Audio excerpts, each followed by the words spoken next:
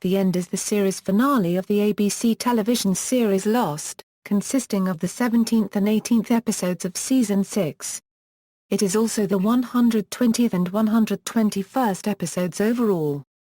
As the final episode, it was first aired in the eastern United States and eastern Canada, and then aired simultaneously in the western United States, western Canada, and 8 other countries. The finale was written by co-creator executive producer Damon Lindelof and executive producer Carlton Cuse, and directed by executive producer Jack Bender. Unlike the previous season finales, which were 2 hours long with advertisements, the series finale was expanded by half an hour. Running 2.5 hours starting at 9 p.m. Eastern Daylight Time, with a retrospective of the past 6 seasons running for 2 hours, starting at 7 p.m. The End was watched by 13.5 million Americans and received a strongly polarized response from both fans and critics. Reviewers from the Chicago Tribune and IGN called it the best episode of the season and praised its emotion and character. Negative reviews from the Los Angeles Times and the Philadelphia Inquirer criticized the finale for answering so few of the series' questions. Website Metacritic gave The End a score of 74 out of 100. Suggesting mostly positive reviews, while The Guardian and The Daily Telegraph reported mostly negative reviews. In the episode, the Man in Black executes his plan to destroy the island as Jack Shephard tries to stop him once and for all. Meanwhile, the true nature of this season's Flash Sideways narrative device is revealed. Plot: on the island, Jack Shephard, Kate Austin and Hugo Hurley race head to the heart of the island, while James Ford goes after Desmond Hume, who was thrown into a well. Arriving there, Sawyer is confronted by Ben Linus and the Man in Black, who reveals his plan to destroy the island. Sawyer then steals Ben's rifle and reunites with Jack's group. Jack then tells Sawyer that he plans to confront the Man in Black. At the same time, Desmond, having been rescued by Rose Henderson and Bernard Nadler, is confronted by the Man in Black. The Man in Black threatens to kill Rose and Bernard if Desmond does not come with him, and he complies, provided the Man in Black leaves the couple unharmed. Meanwhile, Maelstrom finds a no longer ageless Richard Alpert in the jungle, and they set out by boat to destroy the gyroplane which would allow the Man in Black to escape. Along the way, they rescue Frank Lapidus, who had survived the destruction of the submarine, and they decide to leave the island by using the plane. On the way to the heart of the island, Jack's group encounters the Man in Black's group. Jack tells the Man in Black that he is going to kill him, and together with Desmond, they travel to the heart of the island. Jack believes that Desmond can kill the Man in Black because he thinks Jacob brought him back not as bait but as a weapon. Desmond tells Jack that destroying the island and killing the Man in Black do not matter because he is going down to the heart of the island and leaving for another place. Jack and the Man in Black lower Desmond down to the heart of the island and he reaches a chamber, leading to a glowing pool with an elongated stone at its center.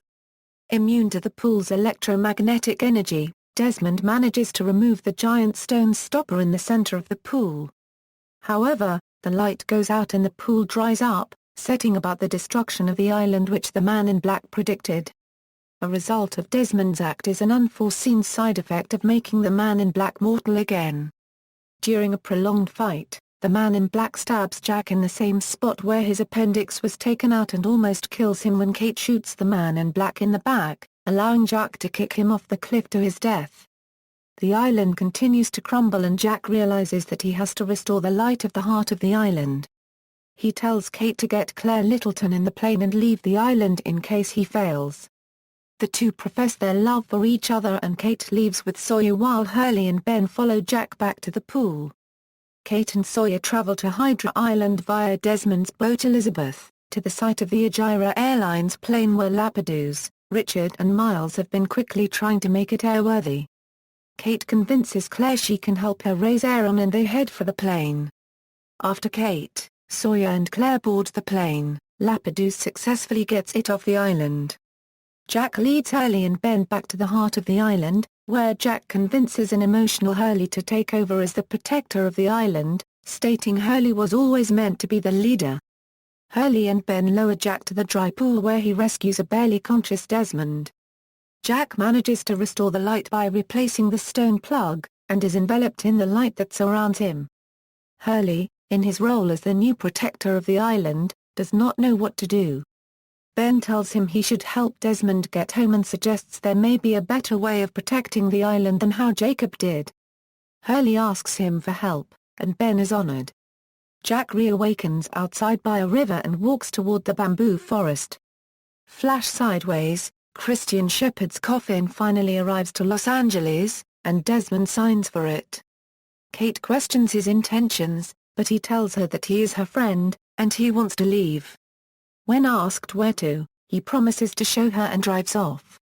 Elsewhere, Hurley arrives with Sade at a hotel, and Hurley shows him a tranquilizer gun to make him remember their previous adventure. When he doesn't remember, Hurley goes to a hotel room and uses the gun on Charlie, who refuses to go to the concert. They put the sleeping Charlie into the Hummer. Arriving at the concert, Miles sees Sade and warns James Ford. He tells him to check on son Paik, who is at the hospital. In the hospital, Son is next to Jin in her bed, when Juliet enters and performs an ultrasound. This makes Son remember when Juliet did an ultrasound on the island, and Jin remembers as well. Now speaking English, they tell Juliet that their baby is fine, and that Ji-in is her name. Meanwhile, Jack checks John before his operation, and tells him that fixing him will bring him peace. Afterwards, Jack meets with Juliet, his ex-wife, and tells his son David that Claire can go to the concert in his place. Hurley has taken Sade outside a bar, where they watch a fight between two men and a woman. Sade helps the woman, who is Shannon, and they remember their life on the island. Boone tells Hurley that it wasn't easy to bring her from Australia, but Hurley says that it was worth it. In the concert, Charlie has passed out, but Charlotte wakes him up, and he meets with Daniel Widmore. Meanwhile, Claire recognizes Kate, and Pierre Chang introduces the band. Claire has a contraction and goes backstage, and Kate follows her. At the same time, Eloise Widmore speaks with Desmond, asking what he wants to do after everybody knows. He answers that they will be leaving. When asked whether he is going to take Daniel with him, he says he won't. Backstage, Claire enters labor, and Kate and Charlie help her. When Aaron is born, the three flash back to when Aaron was born on the island. Desmond appears and asks Kate if she understands. She says she doesn't. Asks, now what? At the hospital, John Locke is brought out of surgery, and he says that the operation worked. John watches his toe moving, and he remembers his time on the island.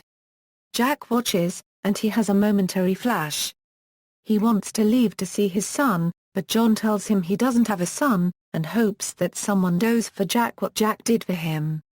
Sawyer finds Son and Jin, and offers them protection, but they say they don't need any. Jin tells him, "We'll see you there," and they leave. Sawyer finds a vending machine and tries to buy an Apollo bar, but it gets stuck. Juliet appears and helps him. When they touch, they remember their life on the island together, while repeating the same lines that Juliet said when she died on the island. At the concert, Jack sees Kate and asks whether they know each other. Kate touches him, and Jack has flashes again. However, he is confused and resistant, so Kate tells him to accompany her so that he will understand. At Eloise's church, John arrives and finds Ben outside. Ben asks for forgiveness for everything he did to John, and John forgives him. Ben tells him that most of them are already in the church, but he will stay for a while. John walks into the church. Afterward, Hurley exits the church, sees Ben, and asks him to come inside. Ben says he won't, because he still has work to do. Before entering again, Hurley tells him that he was a real good number 2, and Ben replies that Hurley was a great number 1, referring to their time on the island when Hurley was made protector. Kate takes Jack to the church and tells him that his father's coffin is inside. She says that once he's ready, he will be able to leave with the others. Jack enters the church and finds the room with his father's coffin. Touching it, he remembers all the time he spent on the island. When he opens it, however, the coffin is empty. Jack closes it and hears the voice of his father, talking to him. Confused, Jack speaks with him, The two embrace, and Jack asks if he is real. Christian tells him that everybody is real here, that everybody has died, and that there is no now here. Jack asks, "Where are we, Dad?" Christian says that this is a place that every one of them made together, so that they would find each other again, to remember and to let go. Jack says that Kate told him they were leaving, but Christian says, "Not leave, no. Moving on." When asked where, Christian says, "Let's go find out." They exit the room. Final scene. The final scenes of the episode focus on Jack. We see him in the church, meeting everybody else. Everybody can remember their life on the island. Then, while he embraces everyone, the scene changes to Jack on the island, where he is wounded and bleeding after having saved it. Jack walks through the bamboo forest and reaches the place where he woke up when he first arrived on the island, evoking the opening scene of the series. He lies on the ground, and Vincent the dog comes and stays by his side so he won't die alone. Again we see Jack in the church with everybody sitting down. Christian opens the church doors, revealing a great white light. On the island, Jack smiles when he sees the gyroplane flying in the sky, while in the church he is embraced by the light. As Jack dies on the island, a close-up shows his eye closing, again mirroring the series premiere when he wakes and his eye opens. Production.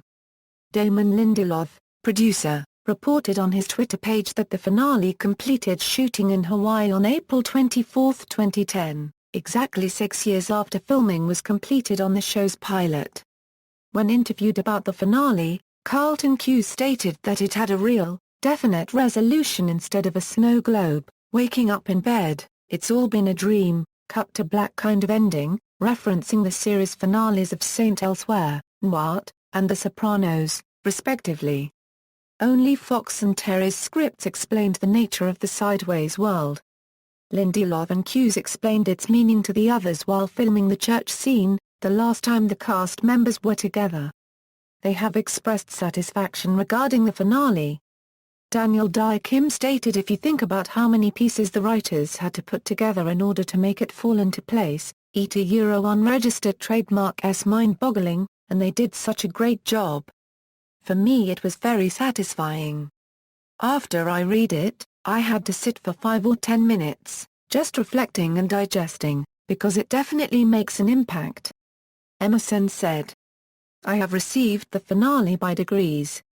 I read the script without the secret scenes, then I read the secret scenes, then I shot the script, and each time unregistered trademark I'm thinking about, what does this mean? When I first read it, the ending wasn't unregistered trademark clear to me but since then unregistered trademark s grown more clear and I have to say, grown more satisfying the more I think about it.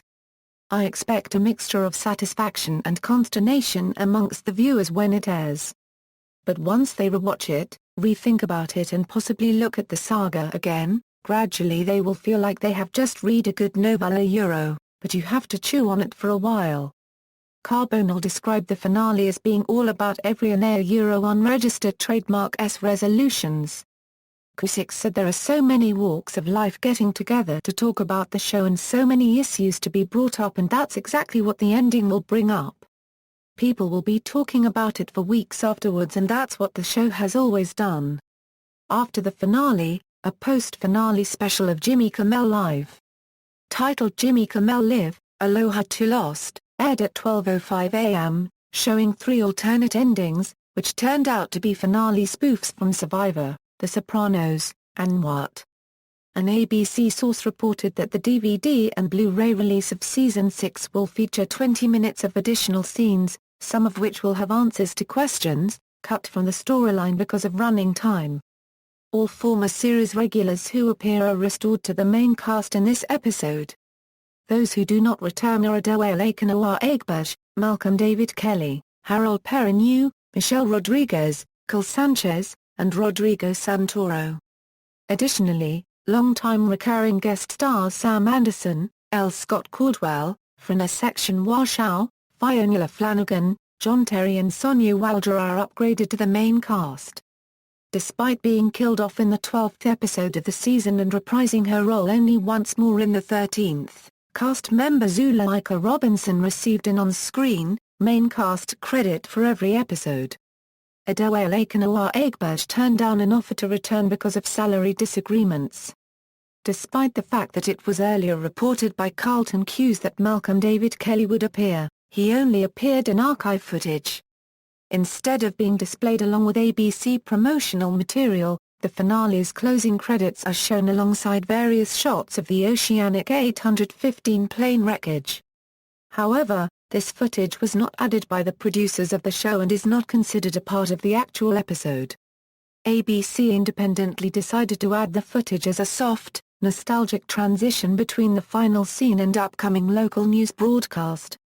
Broadcasting. The episode was initially broadcast on ABC in the eastern United States and CTV in eastern Canada, then simultaneously in the western United States, western Canada, Fox in Italy and Portugal, Fox and Quattro in Spain, Z-Max in Turkey and Sky One in the United Kingdom and the Ireland, Hot 3 in Israel at 9 p.m. Pacific Time on May 23, 2010.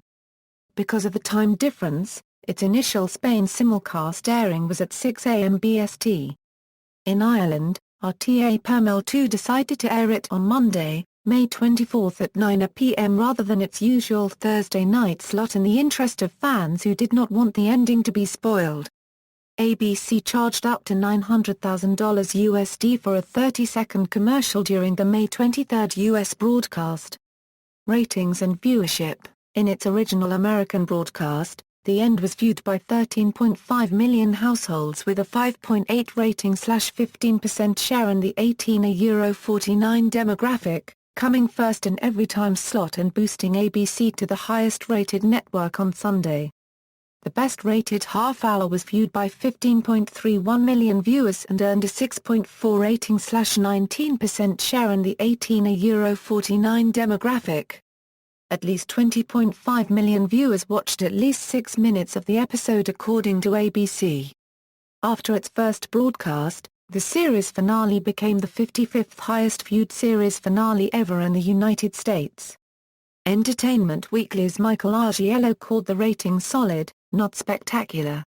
According to Argiello, even though it was the show's highest-rated episode in 2 years, it was still far from a record-breaking performance.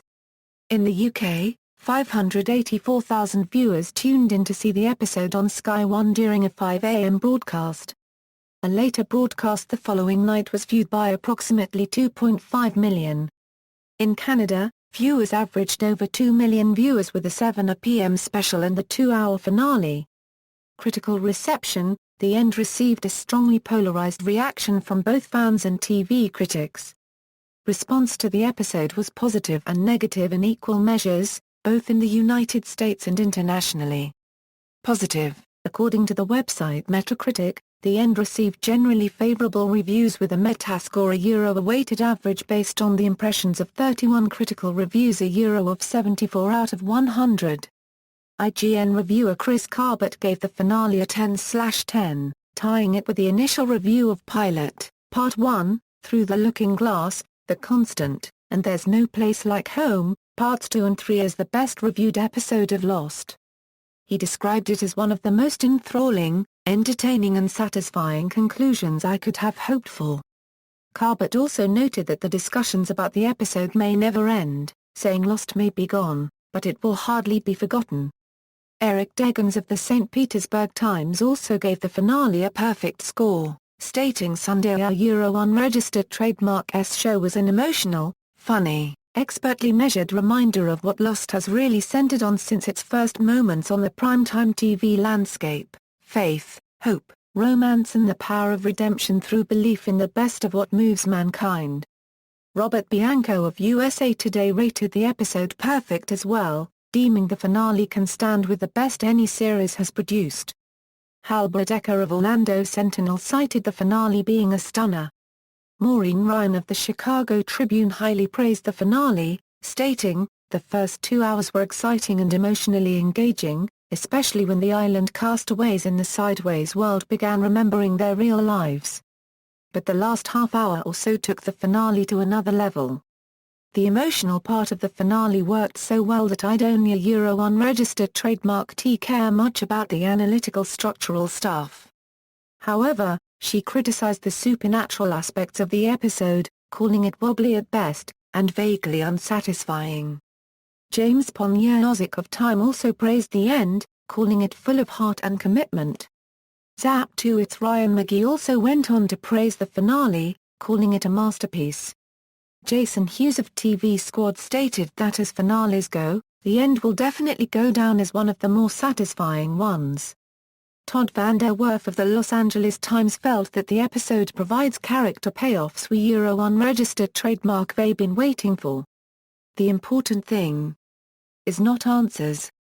Eat a Euro unregistered trademark's resolution. And Lost provided that in spades. Drew McWeeny of HitFix also lauded the episode, stating no matter what I think of certain ideas or elements of not just this season but every season, I think Lost will stand as one of the biggest, boldest, strangest shows for a network to ever nurture and complete. The show existed on its own crazy terms for 6 years, and they've been 6 of the best years of TV I've ever enjoyed. Noel Murray of the AV Club gave the episode an A grade, calling it enormously entertaining, and mindful of what fans have loved about the show these past 6 years. Entertainment Weekly writer Jeff Doc Jensen wrote an extensive 2-part review of the end. In it, he praised the final moments of the show, saying the encounter between Jack and Christian Shepherd spoke to and for any parent and child, young or old, who hopes for an afterlife where they can see their family again, especially their parents, and especially if they parted company with too much unsaid, too much unresolved. I know that some people found the Jack-Christian moment to be mawkish and sentimental. Not me. I thought a Euro, and felt a Euro that the moment was painfully honest. It was direct and knowing about the very real and very frightening prospect of eternal separation and loss. I felt and could relate to the pain and the anguish and the yearning of both the father and the son. Richard Roper also gave the episode a highly favorable review with an A+ rating, saying great finale to one of the best TV shows of all time. A Euro negative. Not all critics were satisfied with the episode. British newspapers The Guardian and the Daily Telegraph both reported that the end received negative reviews and disappointed its viewers. Alan Sapinall of Star Ledger was less enthusiastic of the finale, stating a Euro unregistered trademark. I'm still wrestling with my feelings about the end. I thought most of it worked like gangbusters. But as someone who did spend at least part of the last 6 years dwelling on the questions that were unanswered, a Euro, be they little things like the outrigger shootout or why the others left Dharma in charge of the Swan Station after the purge, or bigger ones like Walter Euro, I can't a Euro unregistered trademark T say I found the end wholly satisfying either as closure for this season or the series. There are narrative dead ends in every season of Lost, but it felt like season 6 had more than usual. Mike Hale of the New York Times gave the end a mixed review, as the episode showed that the series was shaky on the big picture, a Euro on organizing the welter of mythic religious philosophical material it insisted on incorporating into its plot, a Euro, but highly skilled at the small one, the moment-to-moment business of telling an exciting story. Rendered insignificant were the particulars of what they had done on the island. Matthew Gilbert of the Boston Globe gave the episode a mixed review as well, citing the mixed episode offered an abundance of emotional resolution and vague metaphor, some of which was compelling and some of which was quite hokey. David Zurawik of the Baltimore Sun gave the episode a highly negative review, writing, if this is supposed to be such a smart and wise show, unlike anything else on network TV, why such a wimpy, phony, quasi-religious, white light, huggy bear ending? Once Jack stepped into the church it looked like he was walking into a Hollywood rap party without food or music, a Euro just a bunch of actors grinning idiotically for 10 minutes and hugging one another. Max Reed of Gawker was also particularly scathing, calling the finale incredibly dumb, and remarking that it ended in the worst way possible. Mary McNamara of the Los Angeles Times gave the episode 1.5 stars out of 5, saying that many fans would wish for a time slip that would give them those 2.5 hours and possibly 6 seasons back. M.L. House of TV fanatic felt bored, and especially disappointed by the finale, and that the show's resolution was overarching. Peter Mucha of the Philadelphia Inquirer also spoke negatively of the finale, calling the series one of TV's longest, lamest cons. Laura Miller of Salon.com suggested that the finale episode was a failure because of its fanbase, calling the series the quintessential example of a pop masterpiece ruined by its own fans. Daniel DeGerio, also writing for Salon.com, listed the end as one of the worst finales ever, describing the series as a show whose twists and turns didn't always seem to be undertaken by people who knew what they were doing. International reaction: the BBC's entertainment reporter Kev Jurgen said, "Honestly, the show ended the only way it could have possibly ended. It was emotionally satisfying while some of the questions were answered and yet others will remain a mystery. All in all, the show was wrapped up rather nicely with a positive affirming kind of message." Jurgen, however, criticized the lack of redemption for the Man in Black, calling him a man who saw the limitations of his life on island and saw his destiny elsewhere, and saying that killing him resulted in a loss of balance on the island. Shane Hegarty in the Irish Times said the finale episode was about resolution rather than revelation, but admitted that the final scene in the alternative timeline was somewhat of a letdown, while comparing it to the recent similar ending of Ashes to Ashes and contrasting it with the last ever episode of The Sopranos. That show, The Sopranos, was not about mystery, but its final scene was so inscrutable that fans are still squinting in an effort to figure it out. Lost's finale, though, was not too obtuse.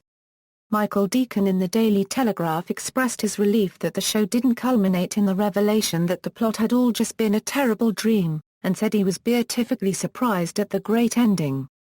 The same newspaper reported that reviewers from the United States were left cold and disappointed by the result. Some reviewers ended puzzled about the meaning of Lost. Tim Turman in The Times referred to a global scratching of heads in his review but concluded the questions are ceaseless. It may be healthier, as one online fan put it, to just accept it and move on. Steve Busfield and Richard Vine offered a slightly more prosaic explanation for the remaining mysteries when they wrote in The Guardian, "If you were after answers about the other mysteries of Lost, you may not have found them. The aptly named Lost will continue to baffle, infuriate and delight fans for an eternity. Or at least until the box set." TV critic Charlie Brooker, also writing for The Guardian, remarked that the episode's plot made less sense than a milk hammock, and that its final church scene might as well have been a pretentious building society advert. British comedian Danny Baker called the end of Lost an outrage. Awards: the episode was nominated in 8 categories for 62nd Primetime Emmy Awards, the most Emmy nominations for a Lost episode.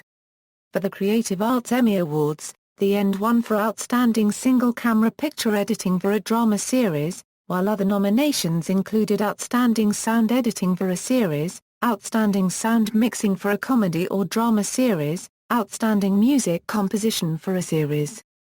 The episode was nominated for Primetime Emmy Awards in the categories of Outstanding Directing for a Drama Series and Outstanding Writing for a Drama Series. In 2011, the finale was ranked number 6 on the TV Guide Network special, TV's Most Unforgettable Finales. References. External links: The End at ABC, The End at the Internet Movie Database, The End at TV.com, The End at TV.com.